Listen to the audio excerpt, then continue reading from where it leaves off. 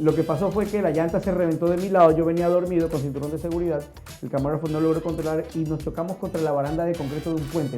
Toda la baranda entró en mi lado. Un doctor me toca y me dice, Henry, ¿estás despierto? Me estaban ya despertando, sacándome del coma inducido. Y yo quise hablar y no pude porque yo tenía un fierro aquí que me hacía de yeso para sostenerme la cara. Yo tengo todo esto lleno de metal. Entonces ese fierro me sostenía el rostro, la boca la tenía soldada, agarrada así, para que el maxilar se pueda pegar porque se fracturó aquí el maxilar superior. Estuve al borde de que me corten esta mano, de perder esta pierna y de perder este ojo. Primero la vida, ¿no? Me hicieron una traqueotomía de emergencia porque todo esto se me tapó. Pasa el accidente y a los minutos pasa el carro de Libertad Peninsular. Él ve el accidente y por vocación decide bajarse. Se baja para ayudarme. Él me da respiración porque lo que él me dijo y me dijeron los demás.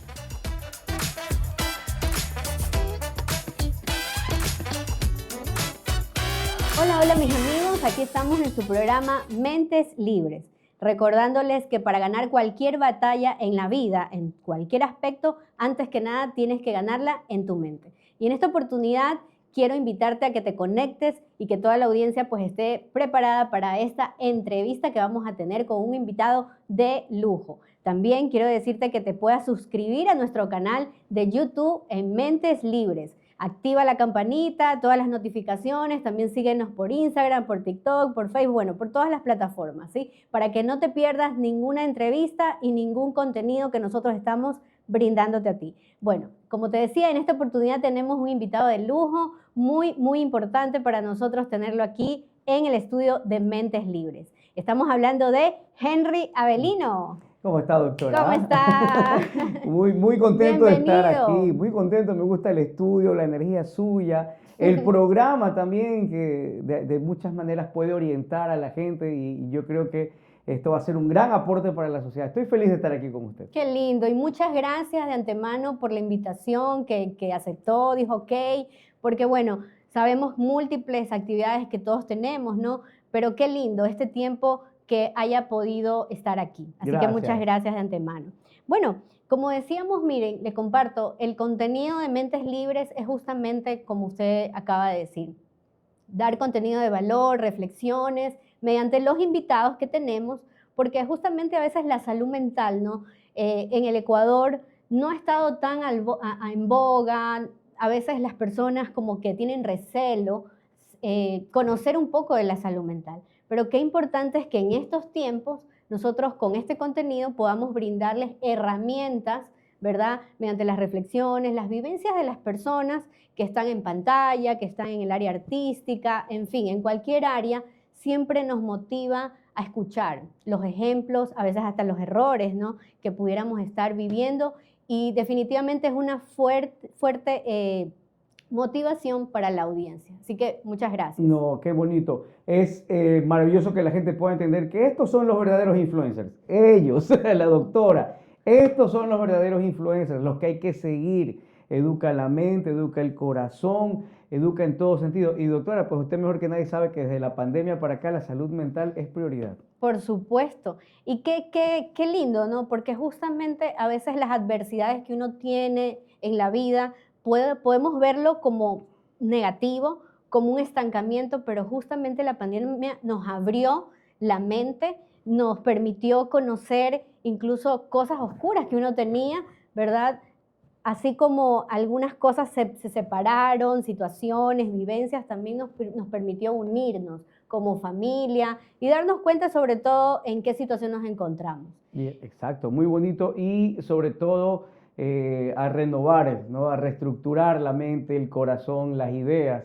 Es bonito, las cosas a veces se destruyen, pero también se pueden reconstruir. Exactamente. Bueno, brevemente quisiera que nos comparta con todos aquí sus inicios, ahora dónde se encuentra, para las personas que de pronto lo han visto en la pantalla y después no lo han visto, después lo han visto. Queremos conocer un poquito de su historia. Bueno, yo me gradué en el Colegio Adventista del Pacífico. Allí quise ser comunicador social, quise ser periodista. Estaba en tercer año cuando el abogado Carlos Flores puso en mis manos por primera vez una cámara de video y yo dije, yo quiero hacer esto toda mi vida. Tuve una buena docente, la doctora Nori Alvarado, que me enseñó a escribir y a crear con las letras. a no tener faltas ortográficas. Por eso entré a la televisión, porque no tenía faltas ortográficas y era muy creativo para redactar. Entré a Cablevisión, necesitaba un redactor para un programa ecológico que se llamaba Descubriendo un Hábitat. Aprendí, aparte de escribir, ¿no? Y yo hacía el guión completo, tuve que aprender mucho de la naturaleza, biología, pero me tocó también aprender a hacer cámara, iluminación, porque era el que acompañaba a los profesionales al campo, a grabar, a la playa, a la montaña. Y me apasionó la camarógrafía. Yo soy camarógrafo por excelencia, sí, también Wow, muy, qué muy lindo. detallista, iluminador, todo. Aprendí a hacer eso. Entonces, después pasé a Gamavisión, perdón, en Cablevisión luego presenté un programa benéfico que estuve al frente de 16 años. Se llamaba SOS, Solidaridad para Obras Sociales. Era una teletón que ayudaba a niños pobres y a personas pobres a conseguir sus operaciones, cirugías del corazón, trasplantes. Y estuve 16 años. Fue una linda experiencia porque ayudamos a cientos y cientos de personas a recuperar sus vidas. Yo actualmente a veces me encuentro con niños, ya ingenieros que me dicen, no niños, no adultos ingenieros, me dicen, yo era niño cuando tú me ayudaste a hacer un trasplante de médula por leucemia Wow. y cosas así, me presentan a su familia y le digo, ¿y estás bien ahora? Sí, me pasa siempre. Después pasé a Gamavisión, ya a ser parte del noticiero nacional. Después presenté los noticieros, presenté al mediodía, en la noche, casi todos los noticieros de Gamavisión. Luego salí de Gamavisión y pasé al área de comunicaciones de la Orquesta Sinfónica de Guayaquil. Esa fue otra experiencia muy bonita. Ahí estuve 4 años. Regresé a la televisión, a Telerama. Estuve menos de un año. Allí hubo algunos problemas que el canal tuvo y tuvieron que cerrar la estación de Guayaquil. Y actualmente estoy en Sonorama, presentando el noticiero de comunidad de 6:30 a 7:30 de la mañana con Felipe Espinosa. Y la gente hace sus denuncias. Tenemos buen rating en YouTube, nos Ok. está yendo muy bien. Recién tenemos ahí menos de un mes, pero nos está yendo bastante bien. Yo otra de las cosas que hago y que me gusta muchísimo es dar clases. Estoy en el ITV, en el Instituto Tecnológico Universitario de Televisión. Allí llevo aproximadamente unos 7 años Qué lindo, o sea, está dando clases. sembrando ya toda la experiencia que usted tiene en sus pininos. Exacto, y me gusta mucho compartir con los jóvenes, con la gente que está estudiando, y gracias a Dios muchos de mis alumnos ya están en medios.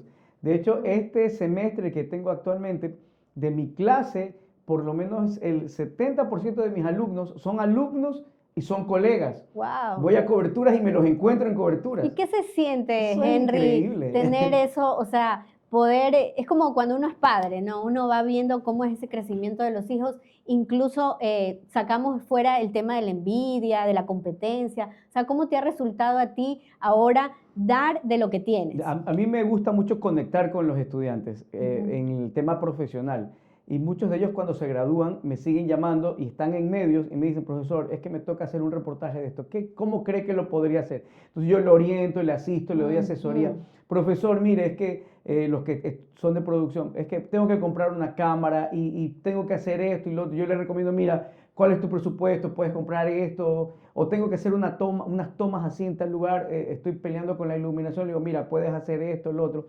Eso es muy bueno, pero una de las cosas que me pasa muy seguido, Ujú. y es muy seguido, es la conexión empática, la empatía que tenemos Ujú. con casi todos los estudiantes, ¿no?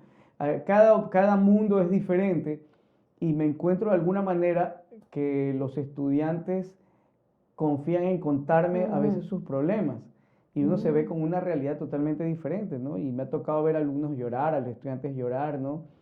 Hablando de sus padres, a los que se han casado, hablando de sus Ujú. parejas, a los que les cuesta un poco más motivarse a estudiar. Ujú. Tuve un alumno que es hijo de un gran comunicador, que lamentablemente ya no está entre nosotros, pero él era muy dejado Ujú. y yo veía mucha capacidad y recuerdo que un día sí, los chicos me buscan, pero a él yo lo busqué, lo senté, le dije, tu padre fue mi amigo, le dije, tu Mm. padre fue mi amigo y te voy a hablar como él te estuviera hablando, porque él no está. Qué lindo, porque igual el docente no solo se encarga, pues, en esta oportunidad que usted está, ¿no? Como el rol de docente, no se encarga solamente de transmitir conocimiento, información, sino que también es empatía, ¿no? También de pronto tener ese espacio donde esa persona, el alumno pueda expresarse, pueda conversar con el docente, Y ¿no? Qué lindo. uno comprende eso, Ujú. ¿no? Bueno, y él me escuchó, le dije, tú tienes que superar a tu padre. Le dije, tú tienes que ser el docente, el comunicador que debes ser, pero no presentas tus deberes, no haces lo otro. Entonces, y fue un cambio. Esa conversación para él fue un cambio de vida. Él está muy bien ahora. Qué lindo. Un chico es una joya de profesional y de ser humano. Y me pasa esto muy seguido, de que tengo que hablar con ellos o que me cuentan sus cosas, sus dificultades y de alguna manera asesorarlos en la vida. Justamente ayer estaba en mi casa y uno de los alumnos me manda un video y me pone, aquí lo ubico yo a ustedes, profe, me pone. Entonces el video se titulaba Profesor o Maestro. Y era un español que explicaba la diferencia entre ser profesor y maestro, ¿no? Exacto. Decía, el profesor te enseña la asignatura, el maestro es la persona que te cambia la vida. Por y yo me sentí muy supuesto. contento, ¿no? Le agradecí y todo lo demás.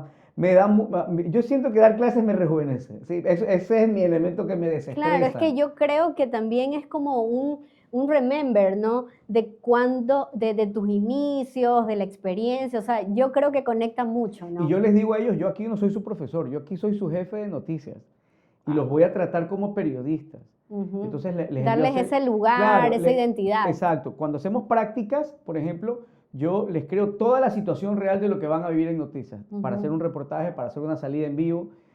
Tenemos estudios de televisión, también un patio grande, pero los llevo al patio a hacer transmisiones en vivo. Entonces, los que hacen por primera vez eso, ven a sus compañeros de otros semestres caminando. Luego, te tienes que acostumbrar a eso, porque vas a ver gente y poco a poco empiezan a perder el miedo, cómo encontrar una noticia, hablar de la ética periodística, qué es lo que no me gustaría que digan de mí, no lo hagas en pantalla, la forma rápida de procesar. Entonces, yo estoy muy contento porque veo que ellos están trabajando en lo que quieren. Que, por ejemplo, no me pasó a mí. O sea, a mí sí me pasó, pero cuando yo entré a la universidad, a la Faxo, éramos 50 estudiantes y de los 50 solo 2 trabajamos en medio. Y Henry, cuando estabas estudiando y cuando ya te lanzaste al estrellato, como decir, de la comunicación, ¿en algún momento te sentiste que no estabas preparado para esto o que no era para esto? Yo quise hacer esto desde el colegio, pero siempre me decían, tú eres bueno en matemáticas, eres bueno en física, eres bueno en química, el periodismo es para vagos. Entonces hubo mucha gente que me dijo eso. Y cuando yo salí de la del colegio, fui a la Politécnica y yo aprobé el prepolitécnico. Pero era muy caro porque no era gratuito como ahora. Y yo no podía pagar eso, ni mis padres tampoco. Me fui a la estatal a estudiar ingeniería comercial. Entré al lo aprobé. Pero allí yo dije, ¿qué estoy haciendo aquí? Yo seguía haciendo comunicación en mi iglesia. Yo soy adventista de nacimiento. Y en mi iglesia hacíamos mucho las grabaciones, videoclips. Entonces eso, yo era ahí pez en el agua. Entonces dije, no, de ninguna manera, ¿no? Entonces mi hermana, que ya estaba estudiando periodismo, ya estaba en primer año, me contaba todo lo que hacía y lo que le mandaban, ¿no? Entonces yo me di cuenta que el periodista no era un vago, que el periodista era una persona que tenía que saber muchas cosas, aunque sea un poquito. Tenía que saber economías, el tema social, psicológico, comunitario, turístico, tantas cosas. Qué lindo. O sea, mira, Henry, yo creo que en todo esto, ¿no?, que estamos hablando, podemos decir de que Dios no elige a los preparados, sino que Él elige, Él prepara a los elegidos. O sea, qué importante, ¿no?, es tener esa connotación, porque justamente a veces podemos sentirnos incapaces, ¿verdad? Pero Dios tiene como un propósito. Y a mí me pasó algo muy interesante. Siempre me pasa algo en septiembre. Siempre me pasa algo en septiembre. Algo que redirecciona mi vida. Yo tuve un accidente de tránsito en septiembre, más adelante te cuento eso. Pero por las épocas en las que empezaba, recuerdo que al primer canal que llegué, no llegué a trabajar, llegué como pasante. Y estuve casi 1 año y medio como pasante. Y ya necesitaba dinero, ¿no? Hubo días en el que, unas 2 semanas en el que fui al canal en zapatillas, porque no tenía para comprar un par de zapatos, ¿no? Mis padres tenían muchos problemas y nosotros teníamos que ver cómo aguantábamos ese colchón. Ellos migraron a trabajar al extranjero con mucho esfuerzo, con el dolor de separarnos de ellos, pero allá no les estaba yendo tampoco bien. Entonces ya yo estaba sin mis padres, con mis hermanos, mi hermana Anita, mi hermano Fabricio, yo soy el sándwich. De repente no hay dinero ni para comprarme zapatos. Y tuve que decir, tengo que venir a la universidad. Y cuando entraba al canal, el guardia no me quería dejar entrar porque yo no podía entrar en zapatillas. Yo le decía a Body, le digo, es que si no entro, no voy a trabajar aquí algún día. Y le digo, yo no tengo. Y él me ayudaba, ¿no? Tuve un gran jefe en esa época, Antonio Quimi, que no sabía lo que me estaba pasando. Cuando se enteró, me pegó una retada, pero yo dije, me va a retar porque estoy viendo así. No, me retó porque no le dije lo que estaba viviendo yo. Me llevó al comisariato, me compró 3 pares de zapatos, así. Y fue una cosa, una experiencia muy buena. Me pasó en septiembre, cuando ya no ganaba todavía dinero, el siguiente septiembre, recuerdo que yo soy una persona que tiene mucha fe, y me arrodillé en la oficina a orar, cerré la puerta, me arrodillé a orar y dije, Señor, si es tu voluntad que yo esté aquí, yo ya no tengo plata, no, sí, le abrí mi corazón a Dios. Me levanté, sonó el teléfono de la extensión de interna, hablé, me saludó el doctor Eduardo Peña, que era el presidente del canal, el gerente general, el presidente del canal, director general. Él ni siquiera me conocía físicamente, o sea, ni sabía que yo existía allí. Me dice, Henry Avelino. Y yo me asusté, le digo, sí, te habla el doctor Eduardo Peña, venga a mi oficina rápido. Yo dije, ¿qué hice ahora? Cerré, dije, ¿por qué me llaman? Me estaba ofreciendo, me dicen, ¿tú eres adventista? Sí. ¿Tú predicas en tu iglesia? Sí. Le digo, yo trabajo en mi iglesia mucho predicando. Sí, me dicen que tú predicas muy bien, me dice. Porque yo había invitado a mi jefe a ver una semana de oración de jóvenes que me tocaba predicar. Entonces me dice, quiero que hagas este programa. Era SOS, ser reportero. Mi trabajo era hacer reportajes que conmuevan al televidente para que done dinero en esta Teletón. Oh, yeah. Entonces yo tenía que visitar a la gente en los barrios, a la gente que... Entonces él me dice esto y me dice, ¿sabes editar? Y yo no sabía. Yo le dije, sí, ¿sabes hacer reportajes? Y yo no sabía. Yo le digo, claro que sé hacer reportajes. Y me dice, ¿y no tienes miedo de que te contrate? Entonces yo le dije, bueno, doctor, le digo, si usted no tiene miedo de ofrecerme, ¿por qué yo voy a tener miedo de...? Claro. Acepté.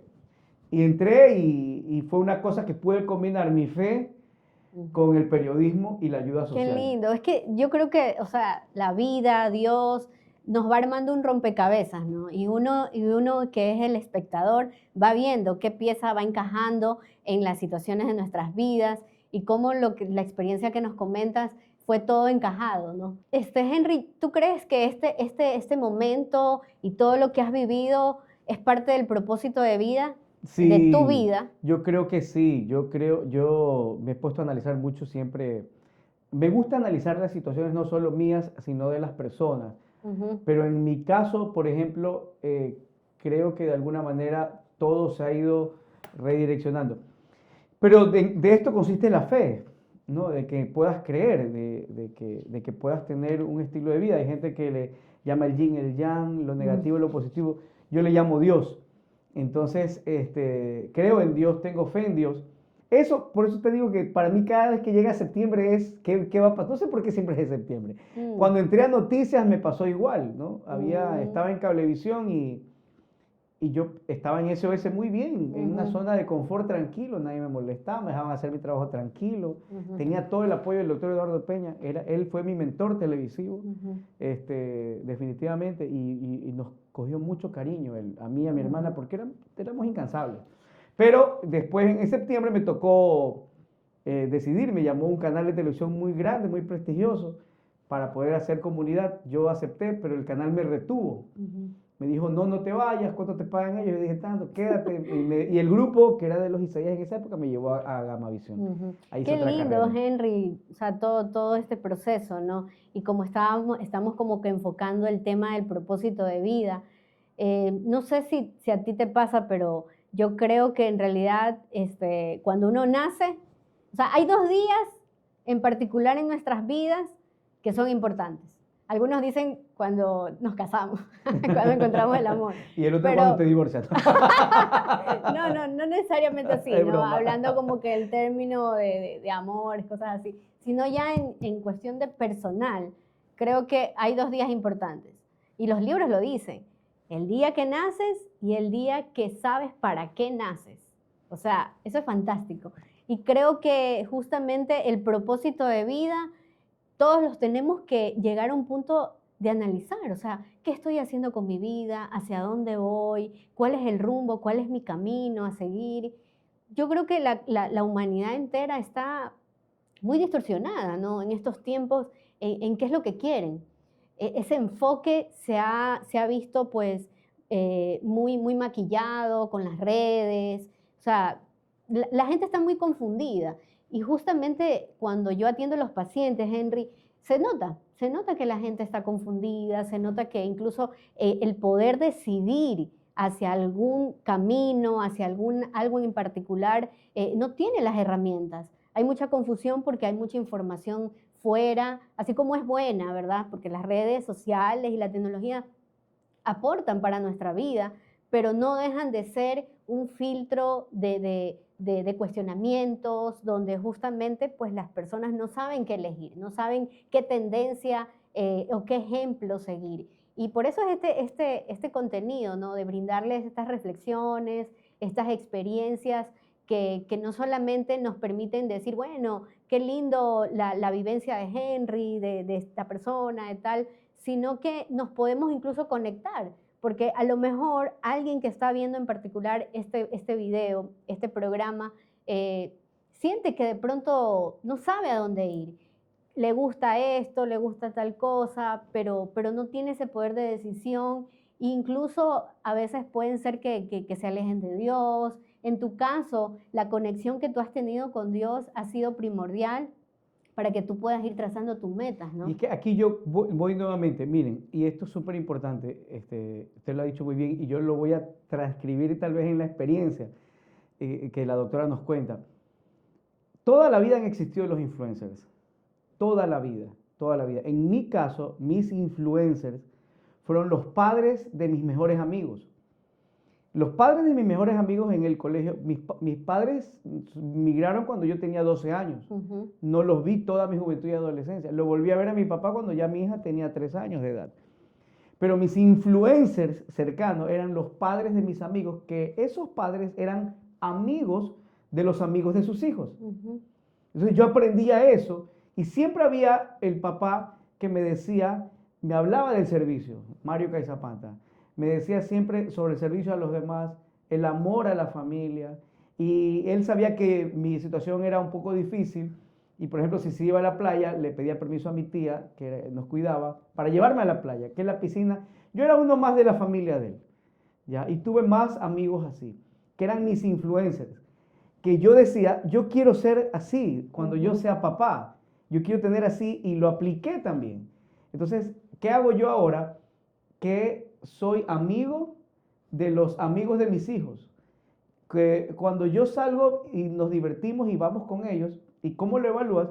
Que tus hijos te dicen, quédate para que juegues con nosotros, y que los hijos de los demás chicos te digan igual, ¿no? Que venga tu hijo con toda la confianza y te diga, papá, mira, es que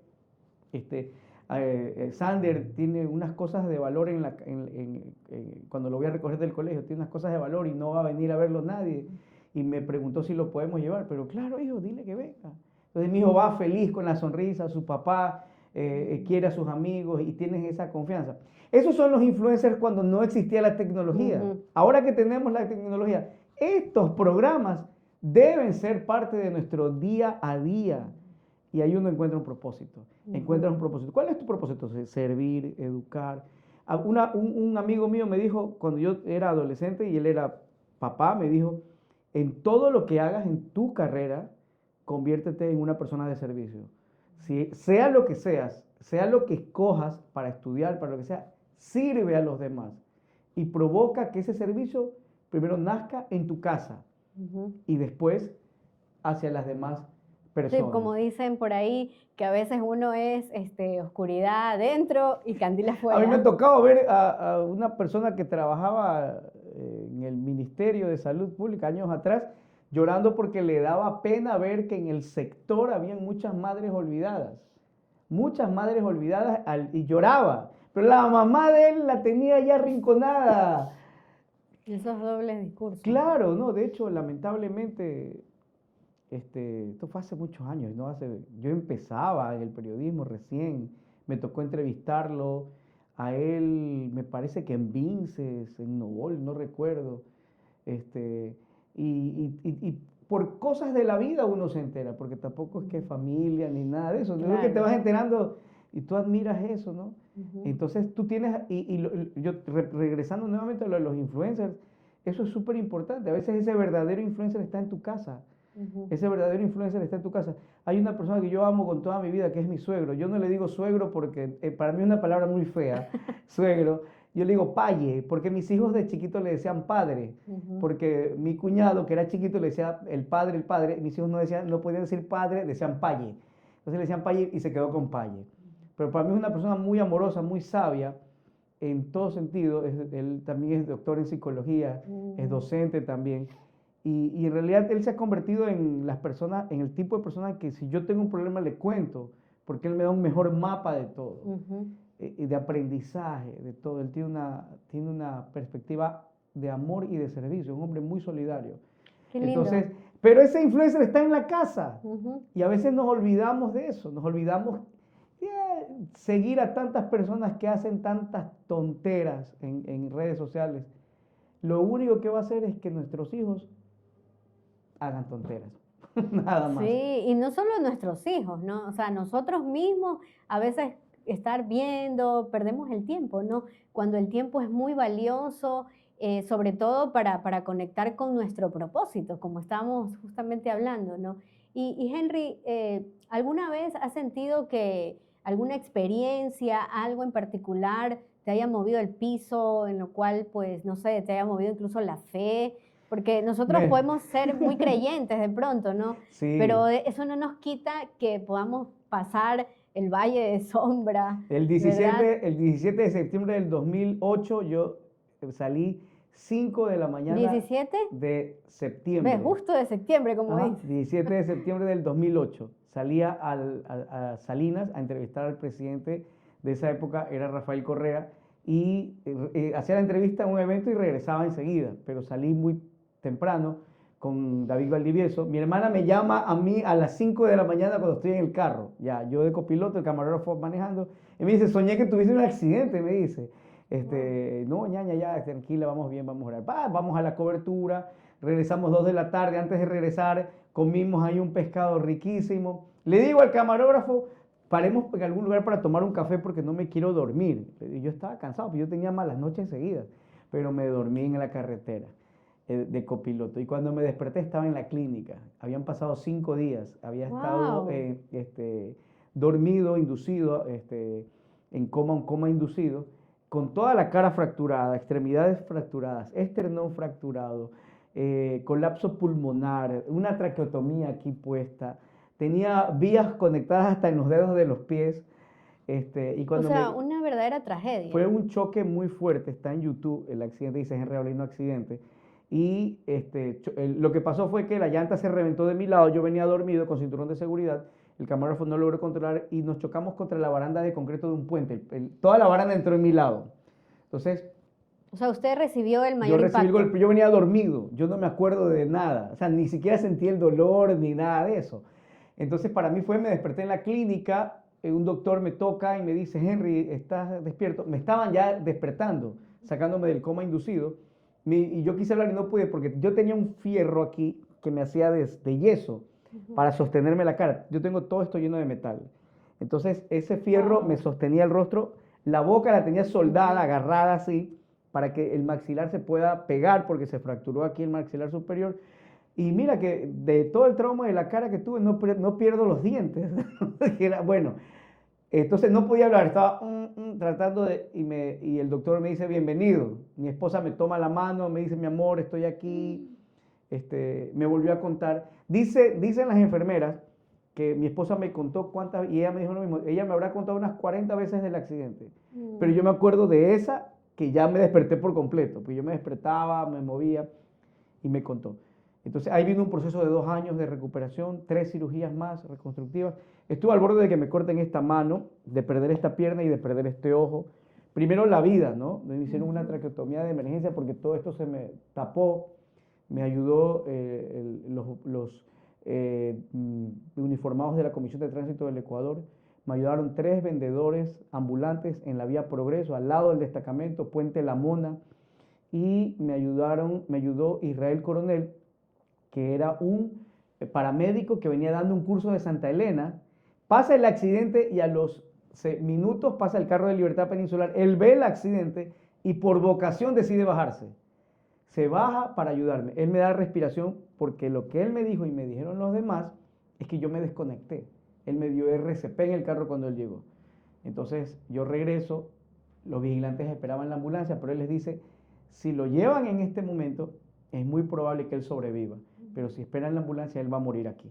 Los vigilantes armaron todo el operativo enseguida, es prohibido, la ley les prohíbe transportar, pero ahí estaba Arsenio, Zurita, Cárdenas, que después tuve la oportunidad de conocerlos a todos en persona, y me llevaron hasta el hospital universitario, de ahí me llevaron a la clínica Kennedy, ahí me reconstruyen, me arman de nuevo, me ponen fierros por todos lados, evitan las amputaciones, y después vino un proceso doloroso de 2 años de volver a caminar, pasar de la silla de ruedas al andador, a las muletas y al bastón, y después recuperar mi carrera. Yo tuve todo el apoyo de Gamavisión, de los directivos de Gamavisión, allí del doctor Eduardo Peña, de José Toledo, de tantas personas que estaban allí, que me respaldaron para que yo quede igual. Entonces, y vino la cirugía de Estefano Riqueros en el rostro, él me reconstruyó el rostro, todo el rostro, y estaba desfigurado, ese era el término que usaba. Me reconstruyó la palma de la mano, yo tuve un corte que casi pierdo todo esto, y él conectó todo esto para que yo vuelva a hacer esto. Porque esto era lo importante, esto decían que era probable que quede así, pero él hizo la cirugía de la palma de la mano. Marlon Lama reconstruyó el brazo, reconstruyó todo eso, me puso articulaciones, reconstruyó la pierna con el doctor Armijos y el doctor Ángel Zambrano, que fue mi médico de cabecera, fue el que me compensaba con los dolores, todo el tratamiento, y Javier Saltos fue mi rehabilitador. Él me tuvo que volver a enseñar a caminar, me tuvo que volver a enseñar a hablar, porque yo no podía hablar de nuevo. Entonces fue un proceso de volver a nacer, que me movió el piso y me probó mi fe, sí. Pero nosotros también, palabras. Cuando yo desperté en la clínica, yo lo primero que hice fue reclamarle. A ver, le digo, Dios, ya pues, le digo, yo esto, yo lo otro, yo no soy mala persona, y tú vienes y me pasa esto. Y yo quería llorar, y cuando quise llorar tenía los ojos, mi cabeza había crecido a la altura de los hombros, que los ojos me ardían, o sea, ni llorar podía, digo, Dios, o sea, ni llorar me dejas, porque me ardía como que tuviera limón vivito sobre la sangre, así, era horrible. Yo veía unas masas acá y eran mis maxilares, mis cuellos. Entonces dije, es horrible, ¿no? Es feo lo que me está pasando, pero qué impotencia, ¿no? Lo que acabas de decir, como que cuestionar a Dios. Duro, ¿Cuántas durísimo. veces nosotros Peleamos. cuestionamos a Dios? Y a veces hay personas que de pronto pueden decir, no, con Dios no te metas, o sea, no le digas nada. Pero Dios nos permite, también explorar esas sensaciones, esas emociones. Incluso Jesús mismo en algún momento Padre, cuestionó. ¿por qué me has abandonado? Por supuesto, ¿y qué somos nosotros? Y ¿no? y uno que es un mortal común, le decía, Dios me dejó. ¿Y qué pasó? Y siempre en estas situaciones, claro, no a todos llegan a estas situaciones trágicas como las que acabas de decir, pero estamos en un momento de dolor, en un momento de tribulación, y nos preguntamos por qué. Eso seguramente. Eso es, mira, es que eso yo preguntaba, ¿por qué? ¿Por qué Dios? ¿Por qué? Yo no podía hablar, tenía la boca con fierros, así con unos fierros que me entraban, me salían, me sujetaban toda la cara para que no se despeguen las placas que me habían puesto de titanio. No podía hablar, nadie sabía lo que yo le reclamaba a Dios. Hasta que de repente empezaron los médicos, vino Marlon Lama, que era amigo mío antes del accidente y ahora más todavía. Venía Estefano Riqueros, el doctor, y yo los escuchaba del buen pronóstico, ¿no? El ojo se salvó la piel, se salvó la mano. Ellos estaban felices por los resultados. Entonces, esa felicidad Dios la usaba, digo yo, para que yo me sienta feliz y tranquilo. Entonces yo empecé a bajar mi ira. Entonces, ¿y encontraste ese por qué? Le digo a Dios, está bien Dios, ya, le digo, bien, le digo, ya, lo único que te pido es que como quede, todo lo que no puedo hacer es tuyo, tú verás qué haces, ¿no? Porque me decían que ya dependía de mí, la rehabilitación fue súper dolorosa. Y yo estaba, ¿por qué? ¿Por qué? ¿Por qué? Luego me pasan ya de cuidados intensivos a mi habitación, ahí estuve 30 días en un cuarto, me pasan allí, yo sé ya por qué, porque mi cara era una cáscara de huevo, ¿no? Nadie me podía ni tocar, no me podía dar gripe, es decir, nadie podía entrar, solo entraba Andrea, mi esposa, mi mamá y los doctores, no entraba nadie más, y mi ñaño Fabricio, no podía entrar nadie más, había gente que quería entrar. Yo estaba que le reclamaba y le reclamaba a Dios nuevamente. Mi esposa fue mi motor, yo no lo hubiera logrado sin ella. Estaba a mi lado, Andrea, y de repente se me viene a la imagen el rostro del pastor Giovanni Izquierdo, un gran amigo mío. Entonces, con esta mano, que era la única que podía levantar, me habían dado una pizarra para escribir y yo le puse Izquierdo. Entonces Andrea me dice, ¿quieres saber si el pastor está afuera? Yo decía así.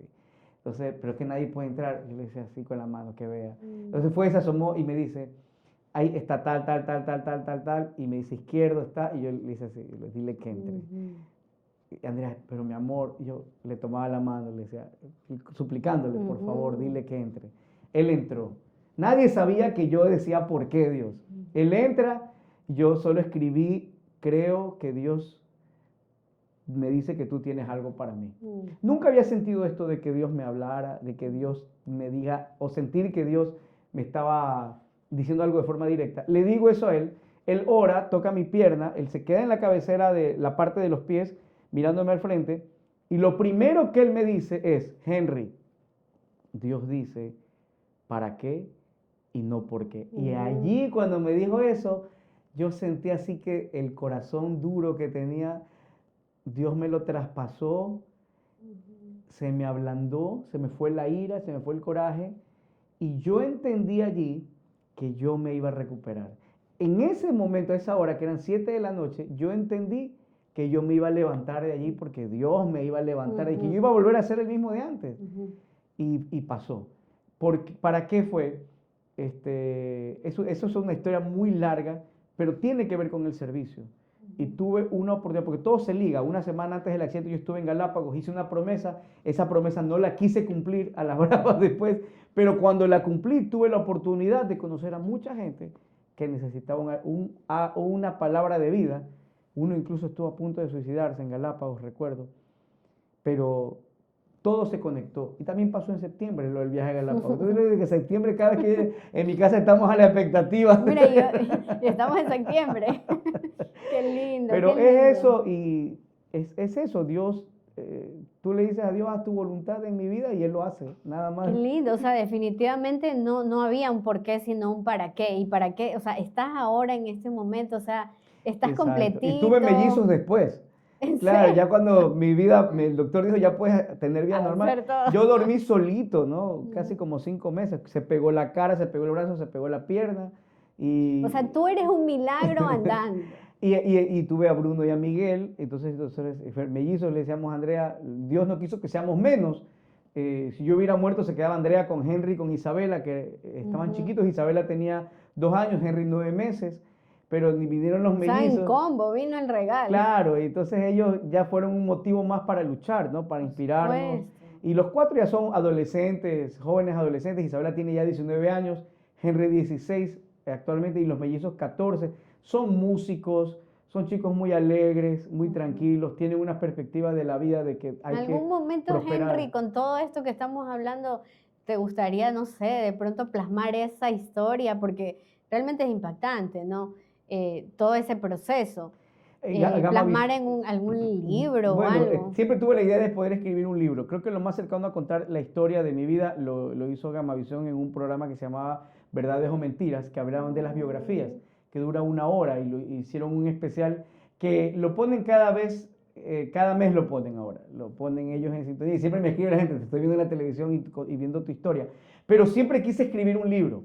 Solo del momento del accidente, porque ahí hay muchas cosas. Por supuesto. Ahí hay para mí muchos milagros. Yo tuve que aprender a abotonarme, tuve que aprender a levantarme. La paciencia, o sea, los frutos del espíritu y muchas cosas. Tuve que aprender cosas, a hacer muchas que cosas. uno desarrolla. Y tuve que volver a la televisión para recuperar mi carrera. Y yo estaba desfigurado. Cuando yo me vi en el espejo, yo dije, Dios mío, o sea, es que mi cara era otra. Yo estaba emplomado, era muy... Este ojo no se abría.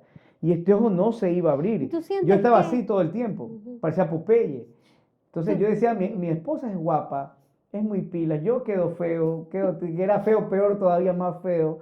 No iba a poder caminar bien, supuestamente, porque la rehabilitación era dura. O sea, los médicos hicieron un trabajo excelente, pero lo que faltaba ahora era poner de mi parte para soportar la terapia. Claro. Yo un día grité tanto en una terapia que se me partió este labio, de lo que grité del dolor, porque me quedé así.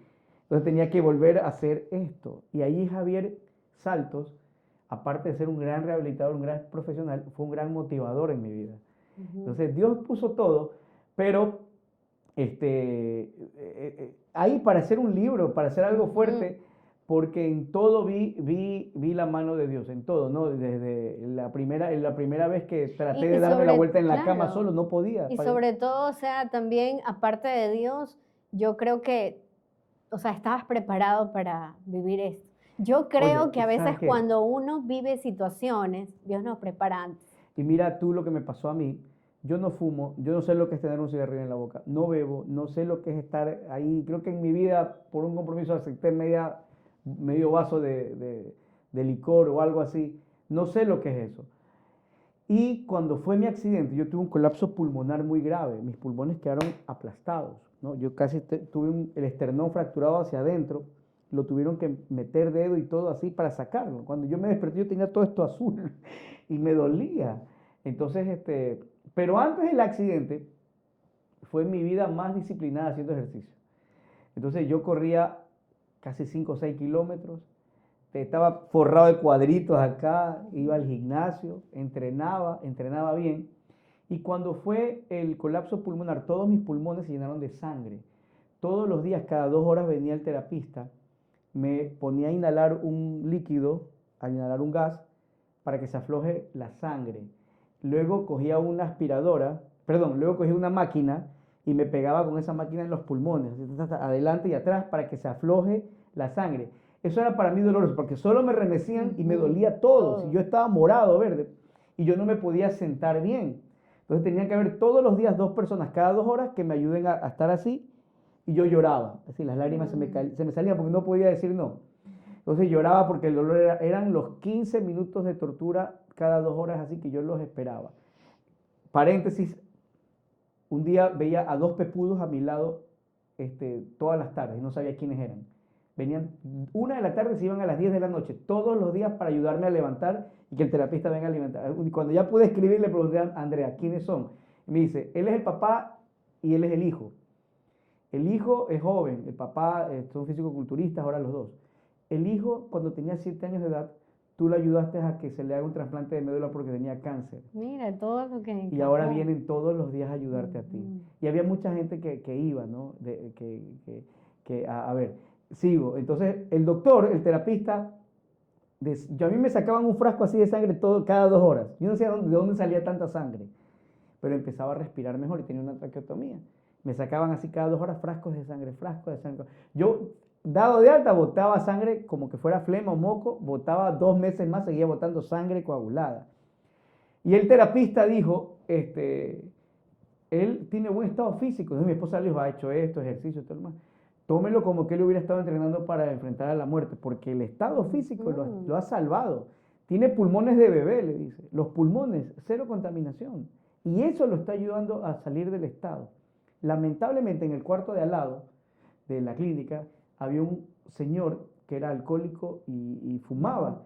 Y haciendo ejercicios, bajando de los ceibos, se ha estrellado contra un árbol en la bicicleta. Perdió el control y se estrelló. Tuvo un colapso pulmonar igual que el mío. Y la cantidad de humo, de toda esta ceniza que se forma en el pulmón, perdón, hizo que se complique y que se infectara. Él falleció por esa infección, porque fue incontrolable. Y me dijeron lo mismo, él tuvo el mismo trauma pulmonar que lo has tenido tú. Entonces el doctor dice, te has estado preparando, dice, para enfrentar a la muerte. Así es como que, bueno, has vuelto a nacer 2 veces. Necesitas celebrar de mi cumpleaños también. Cumpleaños. Sí, sí. La verdad es que todos estos acontecimientos, quizás muchas veces la audiencia de pronto dice, bueno, esto es algo impactante que de repente no he vivido un accidente así, pero hay mucha gente que está con dolor.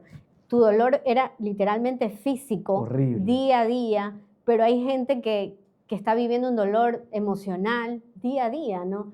Y de pronto se puede preguntar, ¿por qué a mí? ¿Por qué me pasa esto? Y justamente no, es cambiar esa palabra, ¿no? Es encontrar ese para qué. Es como si de repente tú dices, ¿por qué me sucede esto a mí? No es que te sucede a ti, te sucede para ti. ¿Sí? Ese para ti. Mi hija Isabela vivió más de cerca la historia, ¿no? Ella escuchaba todo y siempre preguntaba, ¿qué es que le pasó a mi papito? ¿Qué es que le pasó a mi papito? El doctor un día cuando yo estaba en la clínica dijo, traigan a los hijos para que lo vean. Él tiene que ver a sus hijos porque él tiene que volver a sentir que quiere vivir. Exacto. Y me trajeron a Isabela y a Henry. Yo desfigurado, Isabela asustada, no sabía quién era. Henry de 9 meses mirándome así. Yo me acuerdo que Isabela se sentó a mi lado, la pusieron a mi lado y yo le di un regalito que me había dado Andrea que le dé para que se sienta. Y estaba asustada ella por mi situación. No sabía cómo tocarme, ¿no? Henry André no sabía quién era este hombre hinchado que estaba allí y de repente yo me tapé la traqueotomía y lo llamé. Le dije, Henry André. Y escuchó mi voz y ¡pua! Se abalanzó así para quererme abrazar. Entonces todas esas cosas fueron. Ahora, ¿qué me dice mi hija y mis hijos cuando ven estos videos y me preguntan? Y esto nació espontáneamente de mi hija. Me dijo, mi hija, tú nunca te rendiste. Entonces, ahí hay un para qué también. Inspira a tu familia, inspira a tus hijos. Pero más que todo, valora a la familia. Imagínate, mi esposa estuvo a mi lado y una amiga mía nuestra en Brasil, cuando nos vino a visitar a Ecuador, me dijo, Andrea me llamó cuando fue tu accidente, llorando, y me dijo a mí, no me importa si queda paralítico, yo seré sus piernas. No me importa si queda ciego, yo seré sus brazos, sus ojos, yo seré sus brazos si llega a perderlo, pero le ruego a Dios que lo deje con vida. Entonces escuchas esas cosas, valoras más a tu familia, deja esos momentos de ira que puedas tener por cualquier cosa, porque rayaron el carro, porque no sé, valora, ¿no? Pones en una balanza y te ayuda mucho a entender que nosotros somos dueños también. Dios nos da la oportunidad de crear nuestros momentos de felicidad. Exactamente, y saber que nosotros en la vida pues no hemos sido creados como, o sea, hemos sido creados por diseño, pero no por defecto, ¿no? Exacto. Sí, qué importante, qué linda historia que nos has compartido, realmente una verdadera inspiración. Gracias. Y creo que tú al día a día vas a seguir siendo esa inspiración, donde quiera que compartas esto, todo lo que haces en el día a día, o sea, realmente no tenías que morir ese día, necesitabas vivir esto y seguir transmitiendo esa energía, esa fe para todos los que te conocen. Yo tenía un sueño todos los días, soñé todos los días lo mismo mientras estuve en la clínica, que caminaba en un campo verde y que toda la gente iba caminando y avanzando y de repente una fuerza gravitacional a mí me hundió al piso y que me quedé acostado así mirando y venía una persona con pantalón de tela y zapatos de suela alta, no le veía la cara y se paraba al lado y me decía, Henry, ¿qué te pasa? Y yo le decía, quiero caminar. Y me decía él, no vas a caminar todavía, vas a hacerlo pero todavía no. Y él se iba. Y ese sueño lo tenía cada rato, campo verde, cielo azul intenso. Y era a cada rato. Y cuando desperté, yo cuando desperté del coma inducido, pensaba que todavía estaba en ese parque tan bonito. Pero bueno, hay que avanzar en los problemas, avanzar con fe. Henry, unas pequeñas palabras para la audiencia. Bueno, ha sido demasiado, ¿no? Demasiado bueno, lo que hemos compartido. No, primero aquí sigan a mi influencer, mi doctora. Créanlo, es muy bonito tener este tipo de programas primero en la lista. Y segundo, confía en Dios, aprende a ser feliz. Hay dos cosas que te pide Dios. En Josué 1:9 dice, mira que te mando que te esfuerces y seas valiente, no temas ni desmayes porque Jehová tu Dios estará contigo. Dos cosas, esfuerzo y valor. No vas a conseguir trabajo si estás acostado en la cama. Ten esfuerzo, ten valor para poder enfrentar las situaciones duras y difíciles, que con fe Dios estará contigo en cada minuto.